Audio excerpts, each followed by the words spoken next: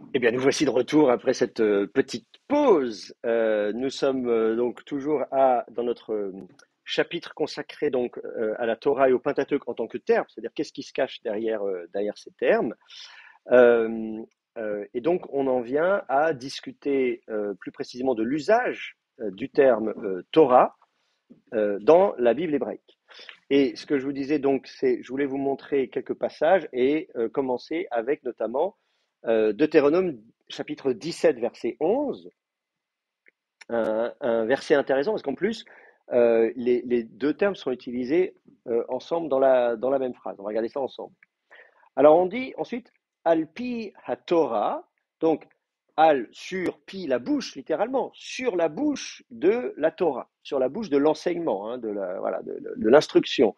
Alors quand on dit sur la bouche de, c'est d'après la parole de, c'est-à-dire sur la base de, on dirait sur le fondement de, d'après, voilà, c'est voilà, d'après, d'ailleurs je vois que c'est traduit comme ça, d'après, alors ou selon l'instruction. Bon, Al-pi ha-Torah, donc, sur la bouche de l'instruction que yorucha, et là, c'est là que vous retrouvez le verbe yara, le verbe instruire. Donc, et là, c'est au pluriel, yoru, à l'inaccompli pluriel, ils enseigneront. Donc, sur la base de l'enseignement qu'ils enseigneront. Hein, c'est ça l'idée. Hein. Vous avez à la fois le nom et le verbe de la même racine. Ce qui est un peu lourd en français. En français, on dirait pas ça. Hein. Chanter une chanson, oui, bah, je chante. Si je chante, c'est forcément une chanson. C'est un peu redondant. Mais en hébreu, on fait volontiers ça. Hein. Voilà, on appelle ça un complément d'objet interne, c'est-à-dire vous avez le verbe et l'objet du verbe, c'est la même racine que le verbe lui-même. Voilà, donc voilà, pleuvoir de la pluie, chanter une chanson, tuer une tuerie, bon, d'accord, bon, voilà, pas terrible. Mais c'est comme ça, donc, ou écrire un écrit. Bon, donc ils, ils t'enseigneront donc sur la base de donc sur la bouche de l'instruction que ils enseigneront à toi, Ra, Yorucha, donc sur la base de l'instruction dont ils t'instruiront, l'enseignement qu'ils t'enseigneront. Et ensuite, Ve'al ha-mishpat, et sur le jugement, hein, mishpat, c'est le verbe shafat, c'est le verbe juger, hein, le shofet, c'est le juge, le justicier, celui qui fait la justice, hein, les shoftim dans le livre des juges, tout ça. Et le mishpat, c'est ce qui résulte, c'est la décision de justice, donc hein, le jugement. Asher Yomru, que ils diront à toi, donc ils diront un jugement à toi, donc on va dire prononcer un jugement ou quelque chose comme ça, voilà. Voilà. Taasé, tu agiras. Alors évidemment, c'est ça, et le verbe arrive tout à la fin. Donc la syntaxe est pas évidente en français. On dit donc euh, euh, sur la bouche de l'enseignement qu'ils t'enseigneront et sur le jugement qu'ils te diront, tu agiras. En français, on commencerait par début. Tu agiras sur la base de ou d'après. Ou sinon, il faut en disant c'est sur la base de l'enseignement que tu agiras. Ou quelque chose comme ça. Vous voyez, vous pouvez jouer avec la syntaxe si vous voulez. Euh, Et là, vous avez l'atnar, donc vous savez que vous pouvez respirer un coup, hein, vous avez atteint le milieu du verset. Et ensuite, on dit l'otasour min hadavar. Donc l'otasour, tasour, le verbe sourd, c'est s'écarter, c'est se détourner. Hein, hop, le sourd, c'est quand on part, voilà, on bifurque. Donc l'otasour, tu ne t'écarteras pas, min hadavar, de la parole, asher yagidou, qu'ils déclarons, le verbe nagat, c'est dire, raconter, expliquer, enfin, etc. Voilà. Donc, tu ne t'écarteras pas de la parole qu'ils prononceront, qu'ils raconteront, les rats à toi, qu'ils te diront, la parole qu'ils. Voilà. Yamin, droite, ou small, gauche. Donc, on s'écarte quand on est sur un chemin. Si on s'écarte, ça veut dire qu'on continue pas tout droit, donc ça veut dire qu'on va soit à droite, soit à gauche. Donc, effectivement, on va dire tu ne t'écarteras ni à droite ni à gauche, voilà, de la parole d'Avar, voilà, la parole qu'ils t'auront racontée, quoi, de ce qu'ils t'auront dit. Alors, voilà pour ce verset. Alors, comment c'est traduit en français? Voilà, la top, selon l'instruction qu'ils t'auront donnée et selon la sentence qu'ils t'auront prononcée, tu agiras sans t'écarter ni à droite ni à gauche de la parole qu'ils t'auront communiquée. Bon, voilà, c'est pas mal comme traduction.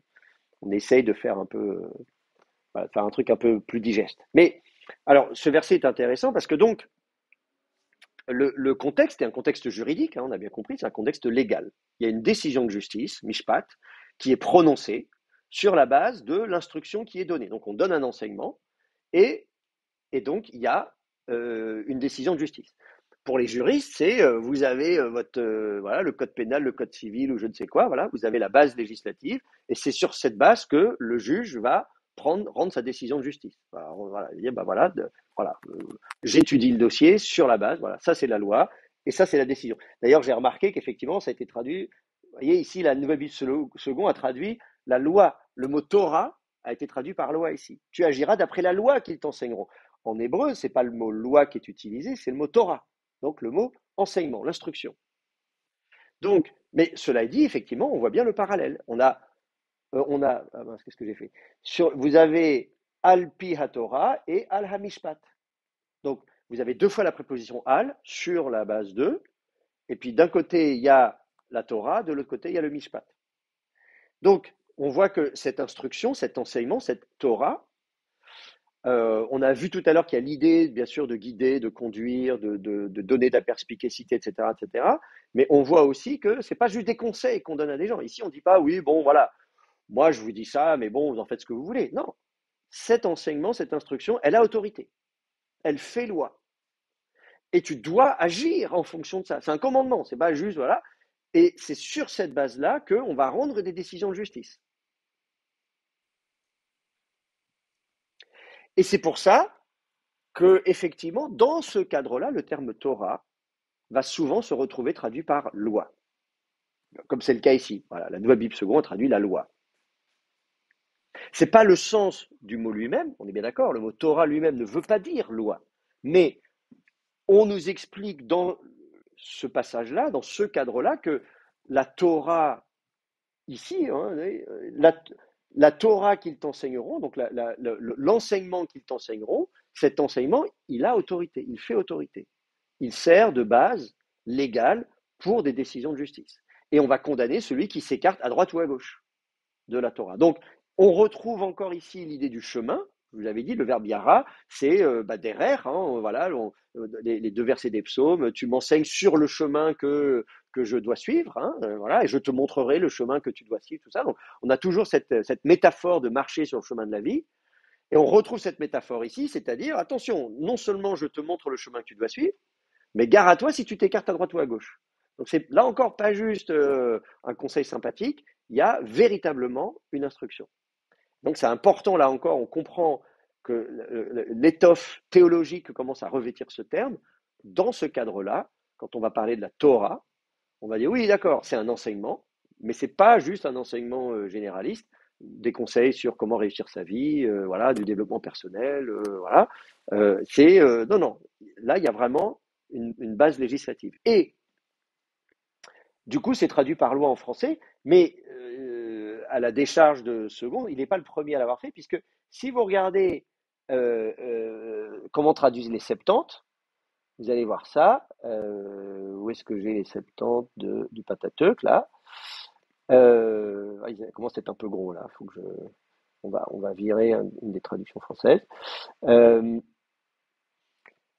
Regardez comment c'est traduit. Kataton nomon, kai kataten krisin, hin an eiposin soy. Donc, vous voyez, donc on dit selon. Alors, et là vous avez le terme nomos en grec. Nomos qui veut dire, le nomos c'est la loi, c'est la loi comme le règle, ce qui régit, comment dire, y compris l'univers, hein, la loi de la gravitation, la loi, nomos, ça veut dire tout ça. Oui.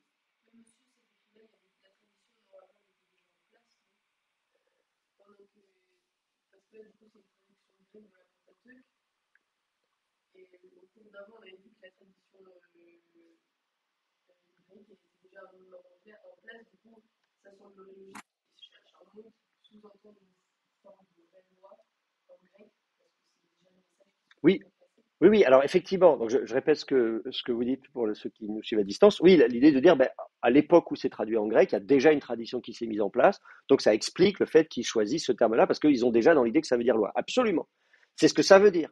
Ça veut dire que au moment où on traduit le Pentateuque en grec, vers le troisième siècle avant notre ère, voilà, si croit la tradition juive qui nous est donnée par Philon d'Alexandrie, par la lettre d'Aristée, etc. Vers le IIIe siècle avant notre ère, on traduit en grec le Pentateuque, la Torah, et les traducteurs grecs, ils auraient pu utiliser un terme qui veut dire enseignement, instruction, etc. Il y a plein de termes en grec pour ça. Il y avait la racine didasco, etc. C'est vrai, je veux dire, euh, euh, ce qui est intéressant, c'est de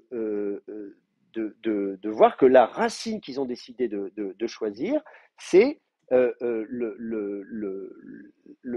terme nomos, le terme de loi, de principe qui régule, là en l'occurrence, la vie en société, etc., etc. Donc effectivement, ça veut dire qu'au IIIe siècle avant notre ère, dans la communauté juive qui a traduit ça, ça ne veut pas dire que tous les juifs étaient tous d'accord là-dessus. Hein. Là, a priori, on nous dit que le Pentateuque a été traduit par des juifs en Égypte, possible, hein, à Alexandrie.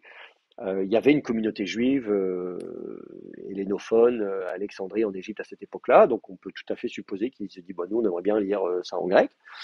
Euh, En tout cas pour eux, très clairement, le mot Torah ici, puisque précisément il a valeur de loi, on va le traduire par loi. Donc on dit katatonomon, selon la loi, kataten chrisine, et selon le jugement, hein, là on parle vraiment d'une décision de justice, hein, c'est le verbe krino, et on nous dit que voilà, que c'est.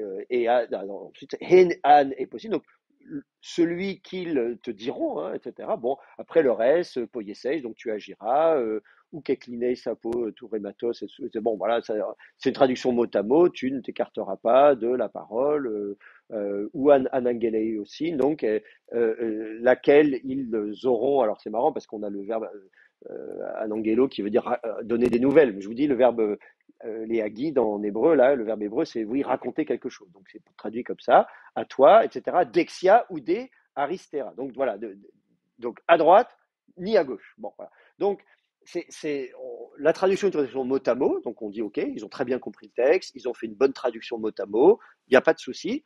La seule chose qui est surprenante, hein, les traductions est bonne, Mishpat par Christine, tout ça, il n'y a pas de problème, mais Torah par Nomos. Ça, c'est ce qui surprend le plus dans le verset, de dire ben, Torah, ça veut dire une instruction, un enseignement, ça ne veut pas dire loi. Donc là, ils ont fait le choix, au lieu de faire une traduction littérale du mot Torah, ils ont décidé de traduire ce que la Torah représente dans ce contexte. Dans ce contexte-là, cet enseignement à force de loi, et comme on veut insister sur le fait que l'enseignement à force de loi, eh ben on traduit directement par le mot loi. Voilà. Donc ça, c'est remarquable. C'est pas les seuls déplacements de traduction que vous observerez dans la version grecque des Septante. On pourrait faire tout un cours là-dessus, hein, sur justement les déplacements sémantiques, les évolutions sémantiques entre les termes hébreux et leur version grecque. Mais ça, c'est intéressant parce que ça nous montre ce qu'ils ont compris du texte. C'est-à-dire que là, en fait, on a, par le biais de la traduction grecque, on voit ce que les Juifs qui ont traduit ce texte en grec, ce qu'ils ont compris du texte hébreu et leur théologie. Donc c'est révélateur déjà d'une interprétation. Les plus anciennes, je vais faire un cours ce semestre d'interprétation des Écritures, et justement, les plus anciennes interprétations des Écritures, c'est souvent ça. C'est les versions anciennes, version grecque, version araméenne, les Targum, etc. Parce qu'elles nous révèlent, par le biais de la traduction, on dit, ah, alors en fait, c'est ça qu'ils ont compris. Or, on aurait pu comprendre autre chose. Donc ça, c'est très intéressant. Tu voulais dire quelque chose? Est-ce que cette traduction de Torah par Nomon ailleurs? Oui, c'est une très bonne question et ça devient systématique. Et c'est ça qui est très intéressant, c'est une très bonne remarque, c'est que la méthode de traduction des Septante, ça a été vraiment de chercher à faire un truc super cohérent et ils avaient certainement une liste, un glossaire avec des équivalences. C'est-à-dire que quand on tombe sur un mot hébreu, on va dire ce mot-là, on va le traduire comme ça en grec et il est pratiquement systématiquement, donc il y a une homogénéité, ça donne une cohérence d'ensemble, c'est très impressionnant quand vous lisez la traduction de l'ensemble du Pentateuque, on comprend que c'est un même projet éditorial, alors que les autres traductions grecques des autres livres de la Bible, ça ne donne pas du tout le même effet. Hein. C'est-à-dire qu'il n'y a pas toujours cette cohérence. Voilà, donc c'est d'ailleurs pour ça, sous une petite parenthèse, j'évite de parler, souvent on dit la Septante comme étant la version grecque de toute la Bible hébraïque. En fait, c'est un abus de langage. Les Septantes, les 70, donc c'est la tradition juive qui nous dit que ce sont ces 70 ou 72 savants juifs qui se sont répartis la tâche, qui ont fait la traduction. Et miraculeusement, les traductions étaient identiques, etc. Donc ça, j'y reviendrai parce que on aura un chapitre là-dessus. Donc j'en parlerai un peu plus tard. Et donc il y a cette tradition. Cette tradition, elle concerne la Torah, elle concerne le Pentateuque. Et de fait, on voit une cohérence de traduction en grec. Les autres livres ont été traduits en grec, pas à la même époque, pas au même endroit, pas par les mêmes personnes. Et il y a plein de versions grecques, parfois plusieurs versions grecques d'un même livre. Et donc l'idée de dire que tout ça, ça forme un tout homogène qu'on appelle la Septante, c'est-à-dire la version grecque de la Bible hébraïque, c'est un peu trompeur. Voilà. Donc c'est pour ça que j'évite de dire la Septante. Vous pouvez dire la Septante, hein, vous rassurez, moi je suis pas, voilà, ça me dérange pas. Mais voilà, on est entre nous, donc je vous explique pourquoi moi personnellement, je vais préférer parler de la version grecque de Josué, par exemple. Ce que je ne faisais pas encore je dis, c'est ma réflexion moi aujourd'hui dans l'état de ma recherche. J'ai publié un bouquin en 2010-2011 sur Josué chapitre 10. Et vous verrez que dans ce livre, à l'époque, donc il y a 15 ans de ça, je disais la Septante de Josué. Voilà, comme tout le monde, c'est ça qu'on m'avait appris. Donc voilà, maintenant, vous voyez, j'ai pris un peu de bouteille, j'ai réfléchi, j'ai fait de la recherche, j'ai compris des choses, et j'ai compris qu'en fait c'était un peu un piège d'utiliser ça, donc je préfère parler de la version grecque de Josué plutôt que de parler de la Septante de Josué. Mais bon, c'est pas grave, voilà. Rassurez-vous, c'est pas bien méchant. Mais donc, effectivement, cette remarque est importante de dire que systématiquement, pratiquement systématiquement, Torah va être traduit par nomos en grec, y compris dans des cas où ce ne serait pas forcément évident, où pour le coup, il n'y a pas forcément un contexte législatif. Là, on a un contexte juridique, on comprend bien, il y a Mishpat, il y a machin, gare à toi si tu t'écartes, machin. C'est pas du tout le contexte des psaumes qu'on avait tout à l'heure, j'ai des ennemis qui me pourchassent, aide-moi, dis-moi où je dois aller, quoi. Il faut fuir dans quelle direction, voilà, donne-moi de l'intelligence, de la perspicacité, de la clairvoyance. Voilà, on n'est pas du tout dans un cadre législatif ou juridique comme ici, et pourtant le terme nomos va se retrouver. Et parfois, cette traduction grecque du Pentateuque va servir pour justement les traducteurs qui vont traduire d'autres livres de la Bible en grec, qui vont retrouver les mêmes mots et dire tiens, et j'ai Torah, et comment je vais le traduire? Comment ils ont fait dans le Pentateuque? Ah bah ils ont traduit nomos, bon bah je vais traduire nomos. Et donc parfois on retrouve justement, ça a servi de modèle pour les autres, et ce qui fait qu'on va se retrouver parfois avec un usage un Torah traduit par nomos, alors que c'est pas le bon contexte. Cela dit, j'ai pas regardé tout à l'heure dans les j'ai pas fait l'effort, disons, de prendre toutes les occurrences de Torah en hébreu et de voir si c'est, même en dehors du Pentateuque, traduit par nomos. On pourrait le faire, mais ça va prendre un peu de temps, et comme là on est en classe, je préfère. Voilà. Mais ça peut être un exercice pour la prochaine fois, par exemple. Vous pouvez vous amuser à regarder comme ça. Vous pouvez faire des recherches. Alors avec accordance, vous pouvez faire des recherches complexes en disant je cherche des versets où j'ai à la fois Torah en hébreu et nomos en grec, ou alors j'ai Torah en hébreu mais pas nomos en grec. Donc vous pouvez assez vite repérer les versets où il y aurait le mot Torah en hébreu, mais qui ne serait pas traduit par nomos. Donc ça se fait en quelques clics, c'est assez facile à faire. Alors que dans une concordance papier, c'est un peu plus fastidieux, quoi. Voilà. Où est-ce que j'en étais donc? Voilà, j'ai dit tout ça, j'ai dit tout ça. Voilà, très bien. Alors un autre exemple de verset, Exode 24, 12, toujours dans le contexte euh, donc du Pentateuque, de la sortie d'Égypte et donc de l'instruction divine. Là, on va s'intéresser notamment, jusqu'à présent, il était question de parole. Hein. Là, on avait vu, c'est l'enseignement qu'il t'enseigne, le jugement qu'il te dise, ce qu'il te raconte. Vous avez vu les verbes employés dans Deutéronome 17, 11, c'est l'oralité. Hein. Il y a le verbe dire, parler, raconter, etc., etc. Bon, voilà. Vous n'avez pas on est à l'oral, on n'est pas à l'écrit. Là, ce qui est très intéressant, Exode 24, 12, c'est qu'on va avoir un verset où il va être question d'écrit. Euh, donc, on est bien sûr toujours sur le mont Sinaï. On a déjà reçu au chapitre 20, on a eu les 10 commandements. On est au chapitre 24, quelques chapitres plus loin. Et là, on a le code d'alliance. Donc, après Exode 20, c'est le code d'alliance. Vous avez toute la casuistique. Vous savez, si deux hommes se battent, bousculent une femme, etc. Voilà, donc, tous ces chapitres-là. Et après, on continue. Et puis après, on va donner les instructions sur la construction du tabernacle. Voilà comment il va falloir construire le tabernacle.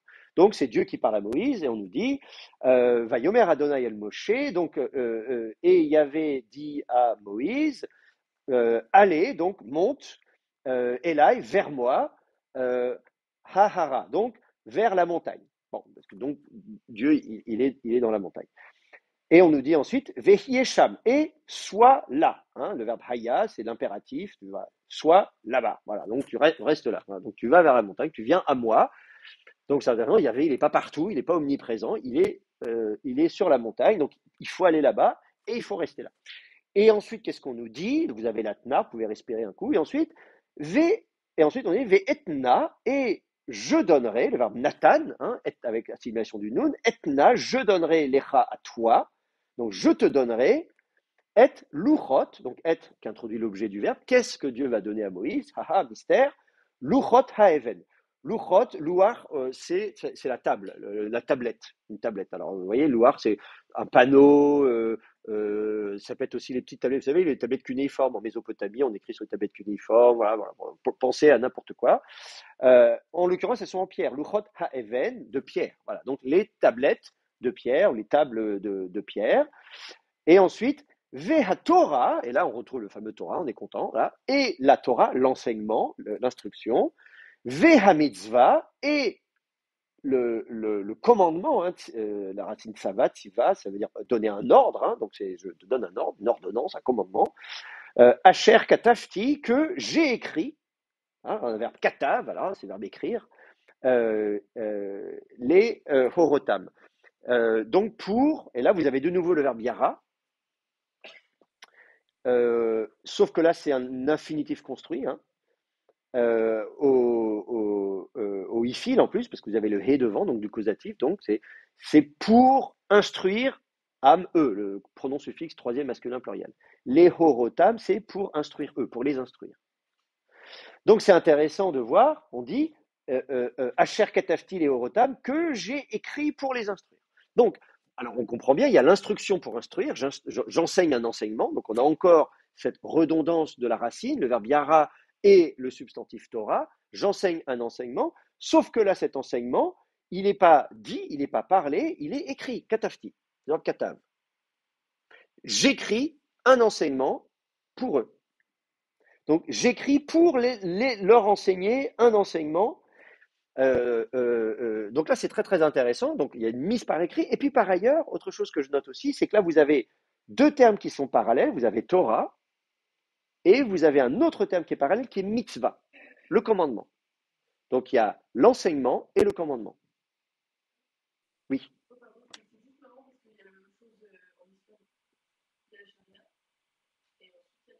Mais, mais oui. Mais oui, non, c'est une très bonne remarque.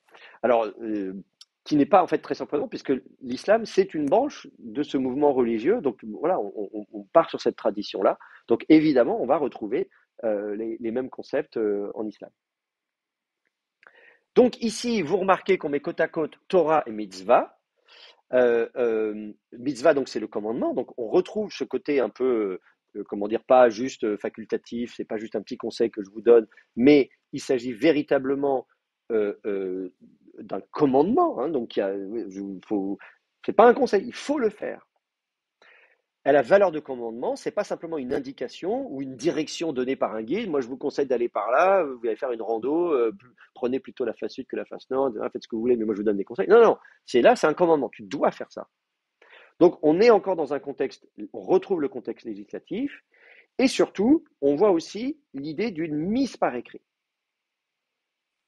Alors ça, c'est très intéressant. Donc, le mot Torah ici, la Torah, c'est pas un enseignement oral, c'est un enseignement écrit. La Torah, elle n'est pas dite, elle est écrite. Elle peut être dite, on l'a vu dans Deutéronome 17, bien sûr, je peux donner à l'oral, je peux donner un enseignement, mais je peux aussi le mettre par écrit. Alors, cette mise par écrit, là, ce glissement de l'oral à l'écrit, il est très important, à la fois du point de vue de l'histoire générale et aussi de l'histoire des religions. Du point de vue de l'histoire générale, l'écrit, comment dire, L'être humain n'a pas toujours écrit, hein. Voilà. L'être humain savait parler avant de savoir écrire, hein. Dans la préhistoire, on savait. Il y a parfois des gens qui pensent comment dire, que l'être humain a appris à parler au moment où on a inventé l'écriture, donc il y a un peu plus de 6000 ans, et qu'avant, je sais pas, comme des hommes de Cro-Magnon, comme ça, comme des singes qui tapaient sur la tête comme ça. Non, bien sûr que non. Si, on le voit, je veux dire, déjà à l'époque préhistorique, il y a des grands mouvements, y compris d'urbanisation, etc. Il y a des organisations collectives de sociétés, de machin, on fait du business, voilà. Donc, évidemment, les gens savaient parler, et l'être humain, il a su parler pendant des milliers d'années, certainement, avant de dire, tiens, mais finalement, on pourrait mettre quelque chose pareil. Et justement, l'invention de l'écriture, les premiers textes écrits qu'on connaît, c'est les calculis qu'on a en sumérien, donc c'est des écrits comme ça, des petites bulles d'argile avec des indications. En fait, c'est des documents, des bordereaux de livraison, des consignes, des choses comme ça. C'est pas, autrement dit, l'écriture n'a pas été inventée pour dire ah, je vais écrire de la poésie, je vais faire de la grande littérature, des grands mythes.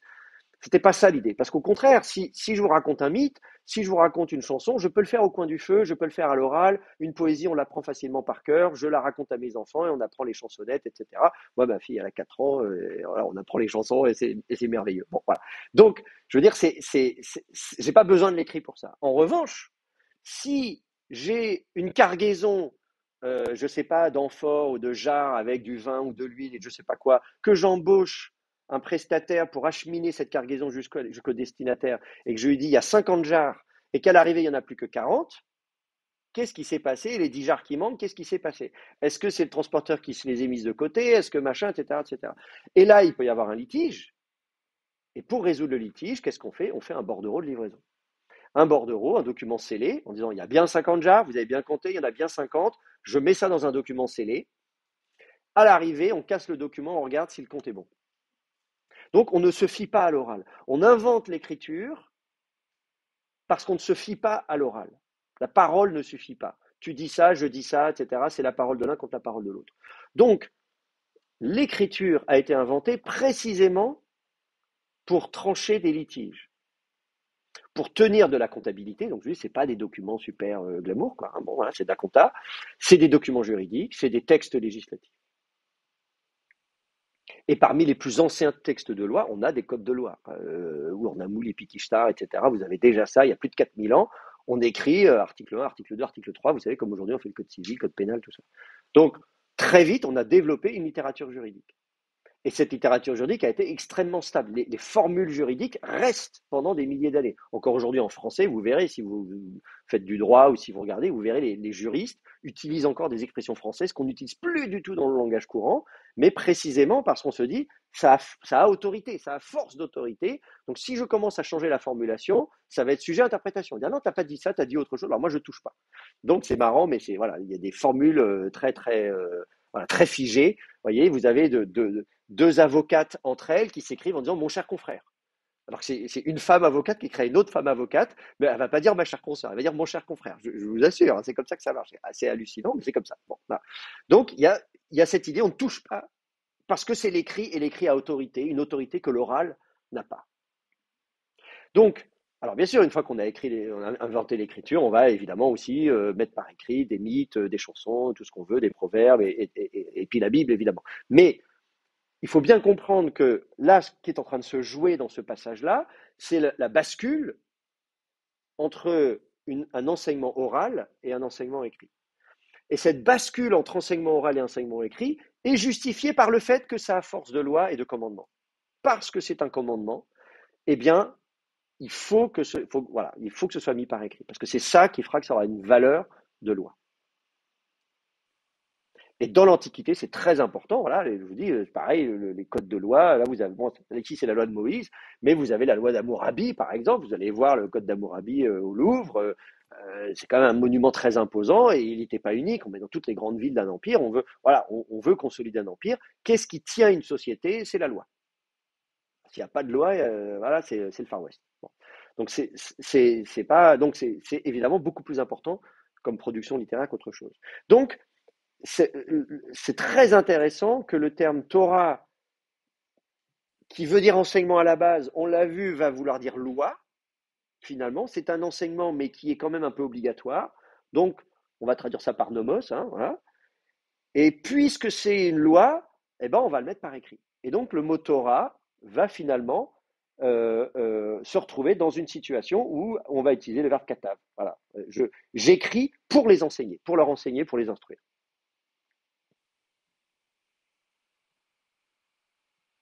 Est-ce que ça, c'est bon pour vous? J'essaie d'aller étape par étape pour qu'on comprenne bien ce qui se passe. Ça va?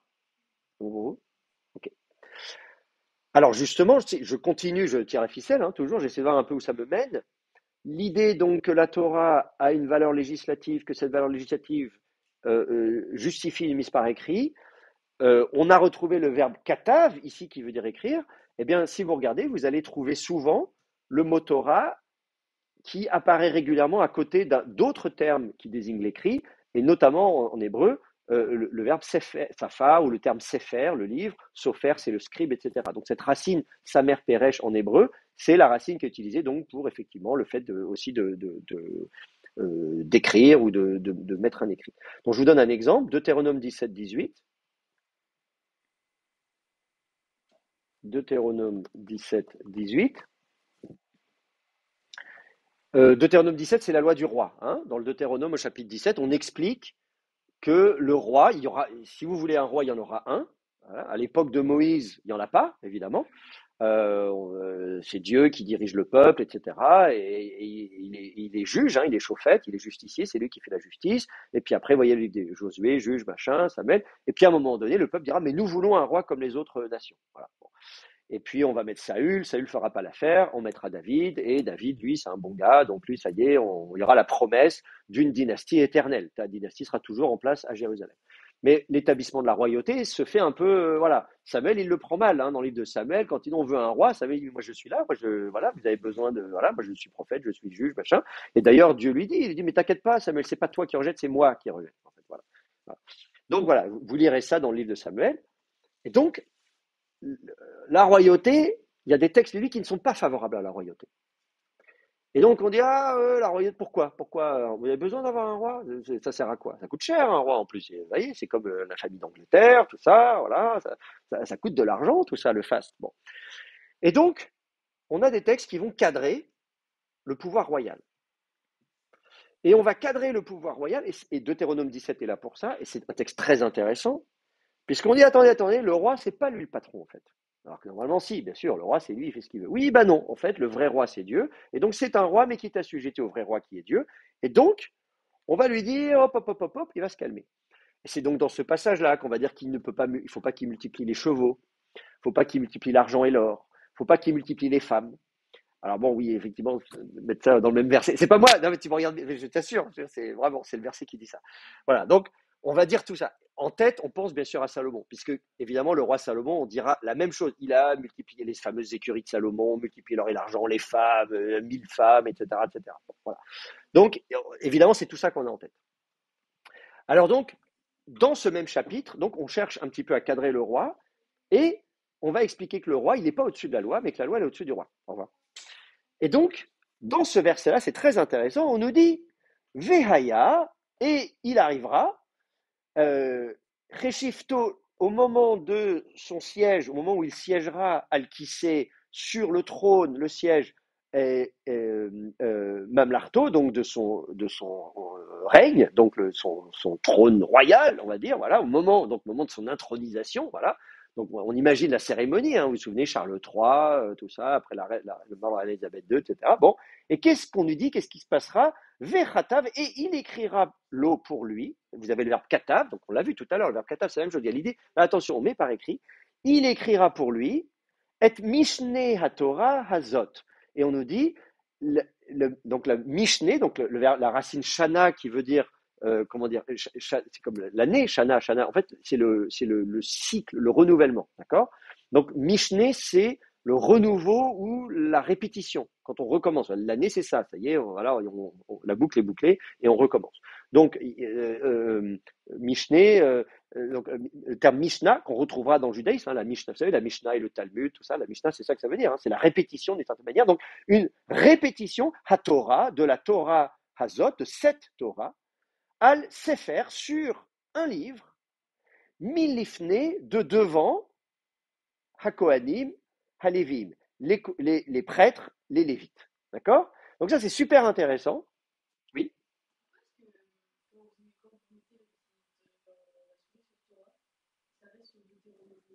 Ah, alors on va y venir. Oui, oui, la version grecque. Moi, j'avais pas prévu de parler de la version grecque maintenant, mais effectivement, parce que c'est comme ça que ça va être traduit en grec. Et oui, la Mishneh à Torah, la répétition de la Torah, c'est un double de la Torah.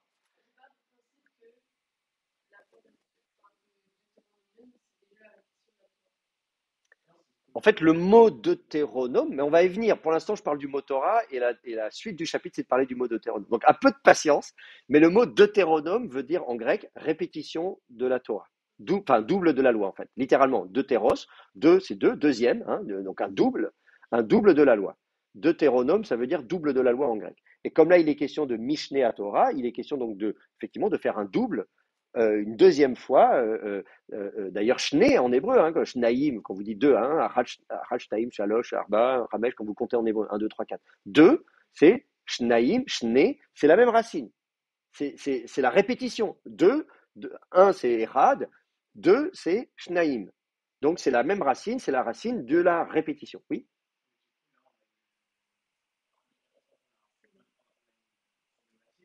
Qu'est-ce que du coup le texte voulait dire par être Mishneh à Torah?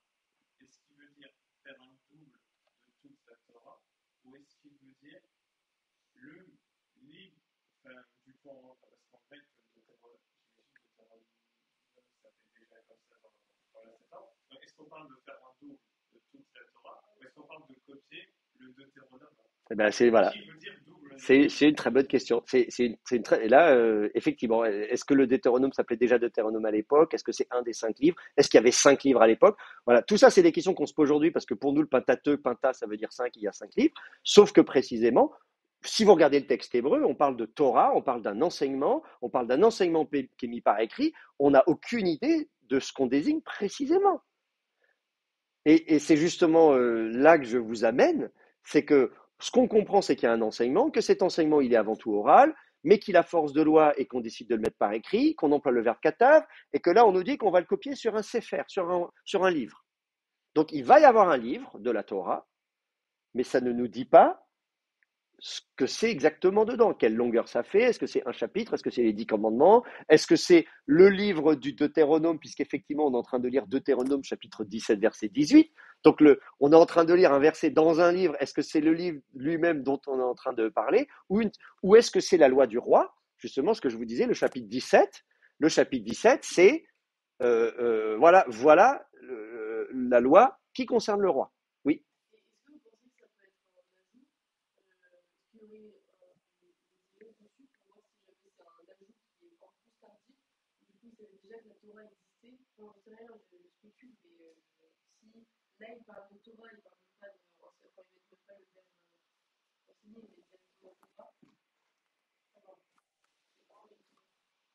Alors, comment dire, au niveau du langage, hein, il n'y a pas de raison de penser que ce verset-là soit un ajout postérieur parce qu'il y aurait une rupture littéraire dans le flot de la pensée. C'est assez cohérent en plus avec l'ensemble. On a, et on verra plus tard si on a le temps ce semestre, justement d'autres versions de ce passage et de la loi du roi dans un rouleau qui s'appelle le rouleau du temple à Qumran, où justement on va préciser encore davantage les choses. Et là, voilà, et là on va vous dire voilà ce à quoi on pense.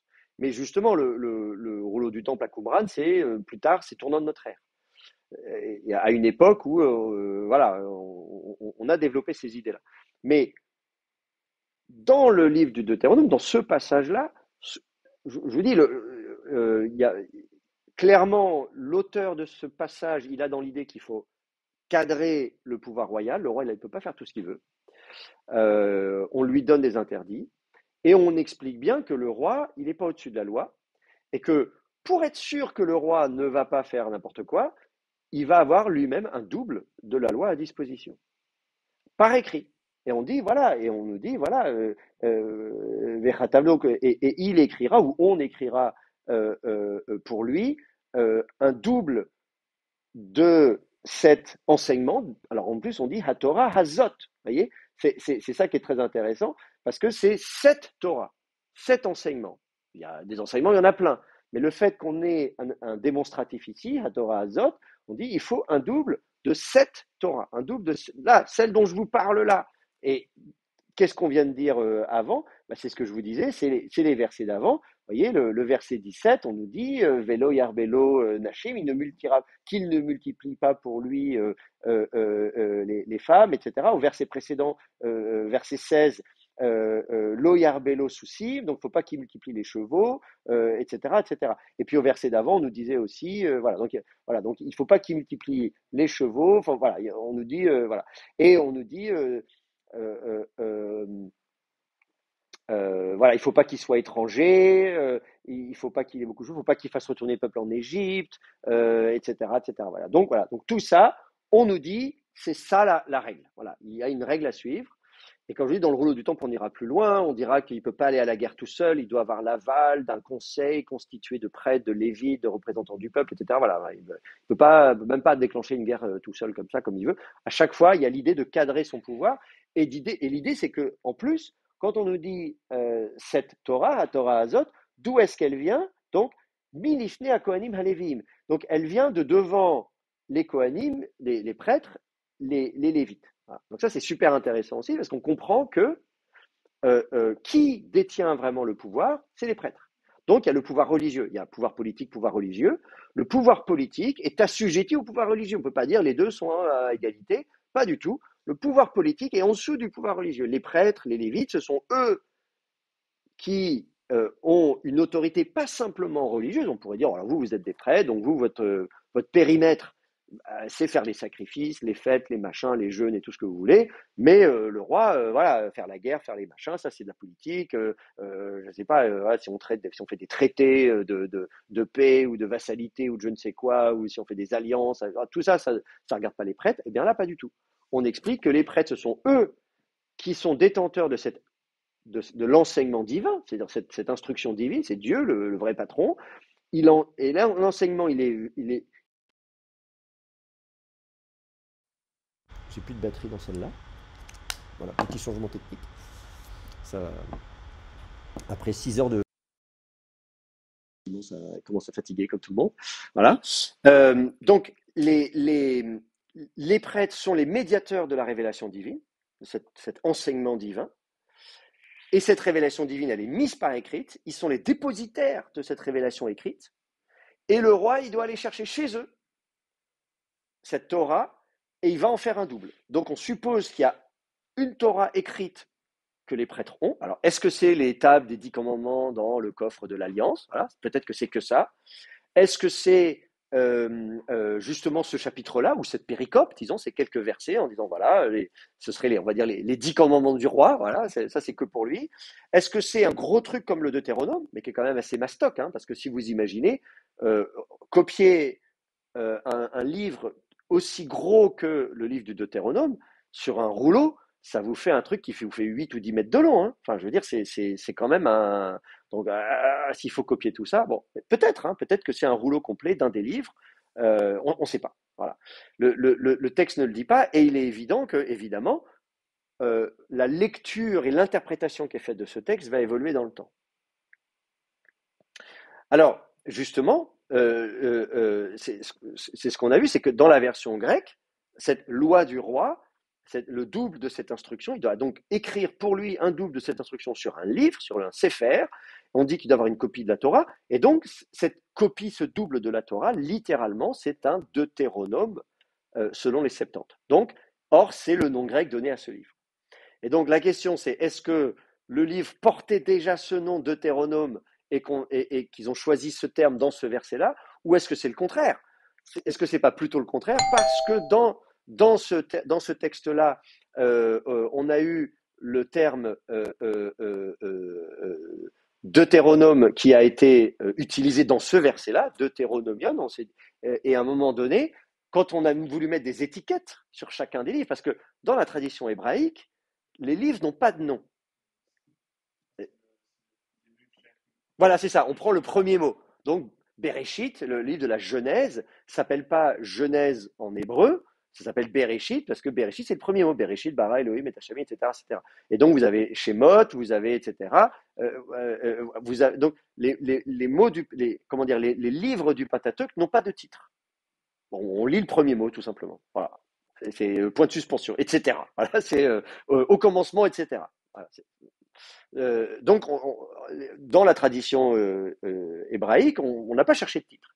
Mais dans la traduction grecque, on s'est dit, ah bah si, quand même, ce serait bien d'avoir un titre. Voilà. Donc, on met des étiquettes, on met des titres. Et donc, peut-être que, une fois qu'on a traduit ce livre, et que effectivement dans ce verset-là, on dit le roi, il doit avoir un double de la Torah, un Deutéronomion, et qu'on s'est dit, tiens, euh, euh, quelle étiquette on va mettre sur ce livre, ce cinquième livre? Bah, Deutéronome, c'est pas mal, c'est un double de la Torah. Ce qui n'est pas bête parce que justement, il se trouve que dans le livre de Deutéronome, vous avez beaucoup de parallèles avec le livre de l'Exode, le livre des Nombres. Vous avez les 10 commandements dans les deux cas. Hein. Les 10 commandements, vous les avez à la fois dans le livre de l'Exode, dans le livre de Deutéronome. Vous avez des récits, vous avez deux fois la même histoire, etc. Donc il y a effectivement des doublons. Il y a des doubles. Et donc ça, les gens ne sont pas bêtes. Hein. Ils avaient bien vu à l'époque que le livre de Deutéronome, il y a des choses nouvelles, uniques. Bah, typiquement là, la loi du roi dans Deutéronome 17, vous ne la trouvez pas ailleurs. Donc il y a des choses nouvelles dans le Deutéronome, notamment le code deutéronomique, hein, les chapitres 12 à 25 du livre du Deutéronome. Là, il y a des choses assez spécifiques au livre du Deutéronome, mais les chapitres d'encadrement, les premiers chapitres, les derniers chapitres, etc., vous allez trouver des choses qui sont assez répétitives et qui sont des doubles. Donc finalement, ils se sont dit, tiens, finalement, Deutéronomion, ça caractérise assez bien ce livre dans son ensemble. Le livre dans son ensemble est en fait un double de la Torah, donc on va l'appeler comme ça. Donc, en tout cas, ce verset est super important. La question à laquelle je n'ai pas encore répondu maintenant, mais on va y revenir, c'est de savoir effectivement cette Torah écrite, concrètement, qu'est-ce qui m'est par écrit? Est-ce que c'est, voilà, on imagine la scène, le couronnement du roi, de machin, il va sur son trône, de machin, on lui verse une fiole d'huile sur la tête, ou je sais pas quoi, et à un moment donné, il va voir les prêtres, et on va copier un double, et il repart avec ça sous le coude, pour dire, voilà, de façon symbolique, oui, oui, oui, en tant que roi, je m'engage à mettre ça en pratique. Ça, physiquement, à quoi ça pouvait ressembler? Je veux dire, si on veut vraiment réfléchir très concrètement à quoi ça pouvait ressembler, ça pose tout un tas de questions. Je vais vous dire franchement, hein, d'un point de vue très matériel, ça pose la question de savoir à quoi pouvait ressembler l'alphabet. Parce que là, ça c'est présenté comme se passant à l'époque de Moïse, c'est-à-dire au 13e, enfin, 13e, 14e, 13e siècle avant notre ère. On ne sait pas, enfin, voilà, mais dans ces eaux-là, on va dire. Bon.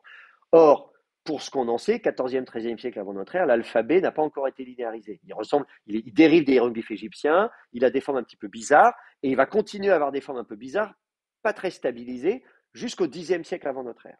Donc avant le 10e siècle avant notre ère, si j'essaie de m'imaginer à quoi pouvaient ressembler, on en a quelques-unes, hein. Là, sur des fouilles à la quiche, on a trouvé une petite inscription sur jarre qui doit dater du 12e siècle avant notre ère, etc. Voilà. Donc, on a quelques inscriptions, on a des abécédaires, Isbert Sarta, enfin voilà, on a retrouvé. C'est pas mal, disons, on va dire ces 10-15 dernières années, on a fait pas mal de découvertes. J'en ai parlé dans une conférence à la Bibliothèque nationale de France. Il y a une vidéo sur YouTube quelque part, là, si ça vous intéresse, où j'ai montré justement comment coup sur coup, là, alors que pendant 50 ans, on n'avait rien, comment là, c'est bien, on a fait des fouilles dans différents sites qui ont mis au jour comme ça une période où on n'avait pas grand-chose, hein, on va dire entre le 15e et le 11e siècle avant notre ère.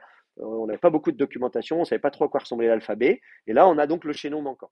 Et donc on voit que l'alphabet continue à évoluer, mais on voit que ce n'est pas encore la panacée. Moi j'imagine mal quelqu'un écrire comme ça, un texte long comme le Deutéronome. Je veux dire, pour ça, ça suppose de pouvoir écrire quand même assez rapidement, et donc d'avoir une écriture relativement linéarisée. Alors après, on peut imaginer que c'est écrit en acadien, mais ce serait un peu bizarre. En ougaritique, on sait faire on a un alphabet, mais c'est des tablettes cunéiformes, donc on ne peut pas non plus imaginer un texte aussi long. Donc je dis, même d'un point de vue matériel, j'essaie d'imaginer cette scène-là, ce que ça pourrait donner, donc voilà, à la fin du bronze, au début de l'âge du fer, faire un, on va dire. Euh, voilà, c'est pas gagné, disons, on va dire. Voilà. Oui. Après, on peut aussi partir de l'hypothèse que le texte ne date pas de cette époque-là, qu'il date de bien après, et que c'est à l'époque où ils ont écrit, imaginons, par exemple, au 6e, 7e siècle, ils ont écrit ce texte-là, et qu'ils ont dit, bah, en fait, notre nomos, notre Torah, elle est beaucoup plus vieille Oui. que ça, elle date de temps. Oui. Donc, du coup, dans ce cas-là, on déplace le problème. Il faut se dire, au 6e siècle, peut-être, à quoi pouvait ressembler le texte Voilà. que eux avaient installé là. Donc absolument, ça pose la question, comme vous dites, de savoir, mais finalement, de quand date ce texte et cette scène qu'on imagine du roi qui machin, etc. Comme je vous dis, si le texte nous dit que ça se passe à l'époque de Moïse, mais ça pose tout un tas de problèmes, effectivement, on est en droit de se poser la question de dire, mais finalement, est-ce que ce texte n'est pas beaucoup plus tardif que ça? Si vous le décalez de quelques siècles, si vous imaginez une rédaction ne serait-ce qu'au 9e siècle ou au 8e siècle avant notre ère, là c'est beaucoup plus facile. On a des grands textes, l'alphabet est linéarisé, on a des scripts professionnels, on a tout ce qu'il faut. Voilà. Et là on imagine très bien, on a des papyrus, voilà, là on est beaucoup mieux outillé pour imaginer cette scène-là. Donc il est possible en fait que ce texte ait été écrit justement à une époque où la royauté existait déjà. Parce que la différence c'est ça, c'est que si on se place au 13e, 12e siècle, on est à une époque où il n'y avait pas encore de roi, et donc le Deutéronome anticipe le fait, oulala, quand il y aura un roi, il va falloir cadrer ce qu'il fait, alors que dans le deuxième cas de figure, on se dit non, en fait, ils ont eu des expériences malheureuses avec des coups d'État, des machins, des trucs, etc. Et ils se sont dit non, mais là vraiment, le roi, il faut rédiger quelque chose. Et donc on peut tout à fait imaginer, et là on est au fer 2, on est à l'époque du fer 2, et là c'est beaucoup plus facile d'imaginer que on va cadrer parce qu'on a des mauvais exemples en tête, etc., etc. Et que ce serait cette époque-là aussi qu'il y aurait ces traditions liées à Salomon, par exemple, qui justement, voilà, qui fait le pendant de ce texte du Deutéronome. Donc ça, c'est effectivement quelque chose qu'on peut tout à fait envisager. On y reviendra à la fin du semestre.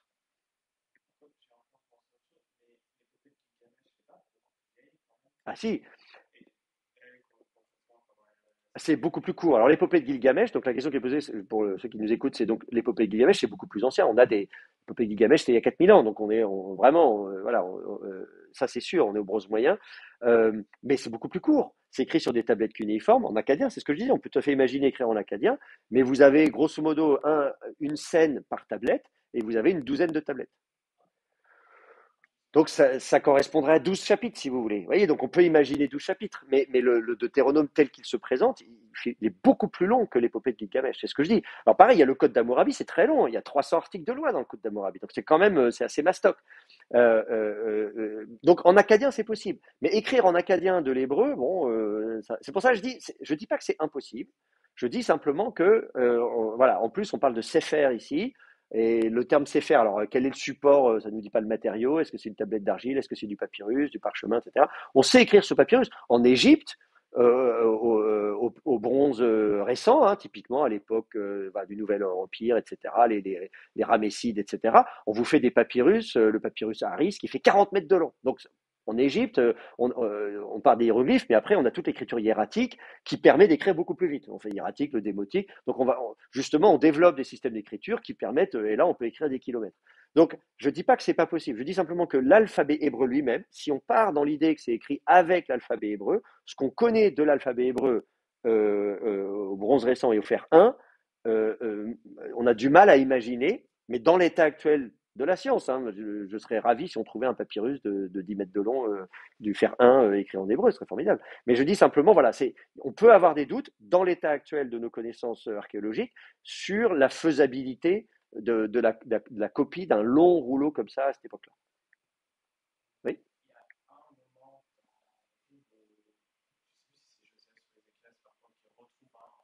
oui,